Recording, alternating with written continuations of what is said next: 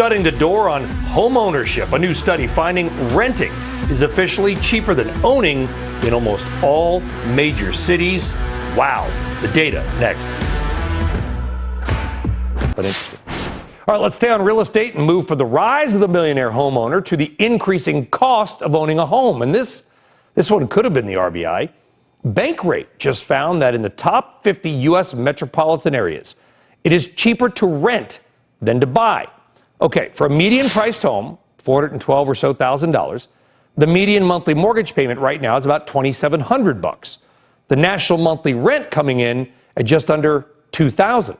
Now, in 21 of those 50 markets, the monthly cost of owning is more expensive by half than it is to rent. That includes places like San Francisco, Seattle, and Austin. So what does this mean for the state of the entire housing market? Let's bring in Brown Harris Stevens, CEO, Bess Freedman. The numbers are staggering, Bess. I mean, you better have a billionaire or millionaire baby boomer parent to buy a home these days. Yeah, I mean, those are not great stats for home ownership, but yeah, I mean, the rates going up, the lack of inventory, prices staying high have pushed a segment of the market into renting versus buying right now as they wait to see what's going to happen.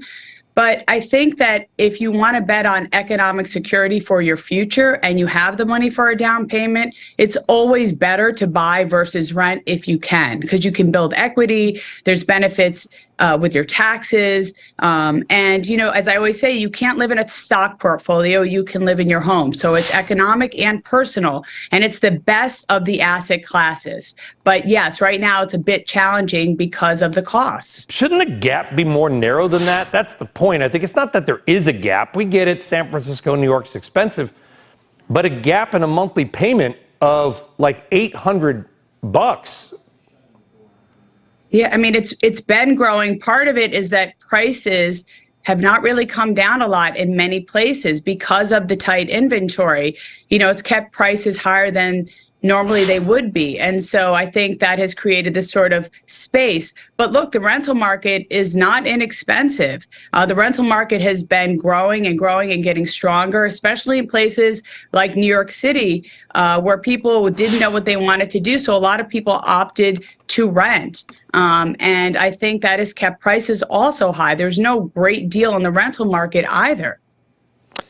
Yeah, any change that you're seeing, Bess? The weird thing about Manhattan, and I don't want to be, we're a national show, international show, so I don't want to be too Manhattan focused, but, you know, hey, we're here and it's a big market, is that I look at prices for rentals, like, and they're at it, I'm like, wow, it's $6,000 for a one bedroom, and it's like sold out. And then you look at the building, and at night, half the apartments are dark. Is half of New York like second buyers, pied-à-terre people? I mean, you do have a lot of people who are pied-à-terre owners. They have homes in other places, you know, like in Florida and Palm Beach, Miami, Hamptons, whatever. So there's a lot of that.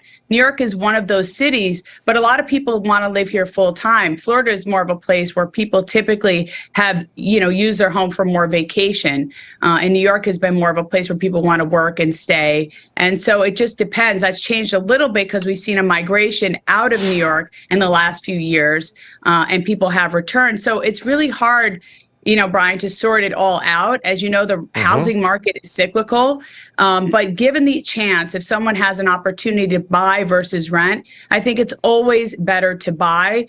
We had a babysitter that worked with us for many years who came here from Trinidad maybe 25 years ago. She bought a home in Queens, and that has been her nest egg. And it's a way to create intergenerational wealth. So I think if you can buy, even if it's something really small, it's always a better investment. I love hearing those kind of stories because probably sacrificed on a lot of other things to buy that house.